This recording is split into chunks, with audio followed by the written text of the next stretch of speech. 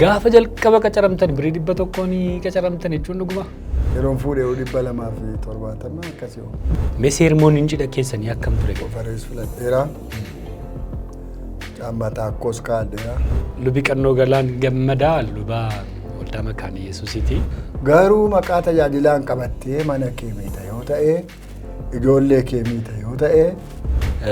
Rakkoon kuni rakkoo buruqfamee yookaan bira gahamee dubbatamee hin beeknedha. Wal gargaaruudhaan malee xuuxxoo ooluudhaaf namni dhaqu hin jiru. Ijoollee durbaa baay'een hiriyaa gaarii wajjin guddachuu danda'an asitti dhiisaniitu akka carraa diyaaspooraan tokko yoo dhufe achi galagalu.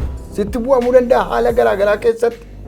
Garuu fun jettee takkumaan biyyaan baddu. Yeroo tokko hiriyaatus dabarsee nama kennaa jireenya namaa diigaa. Al tokko jireenyi biyya kanaa wal lungeessu biddeen ishee xinnoodha. Namni waan jedhe haa jedhu jetteetu mucaan durbaa xobbeen jaarsattee dhumti. Waa'ee naqataa kana waa'ee jaarsummaa si'anaa kana maa'etu isa warqee qubatti naqanii mormatti naqanii footoo kaanii maxxansan kan. Deefumaa waxxaramee du'uun irra hin jiru. Immoo lafa deemee fuudhuu nan danda'a. Taataan qabu maal? Hamma dhuftanii cidha eebbistanitti isin sarduu jedhani. Namooti ji'atti wal dhiisan baay'eedha. Sargi gurguddaa wal fuudhanii. Dhumarratti waan jettan yoo qabaattan immoo carraan isinii kenna. Ijoollee duwwaa miti gurguddoonnis amma dhumaatti waggaa meeqa wajjin jiraanna biyya lafaarra yeroon gabaabduudha. Hamma sanatti walii haa obsinu wala dandeenyu.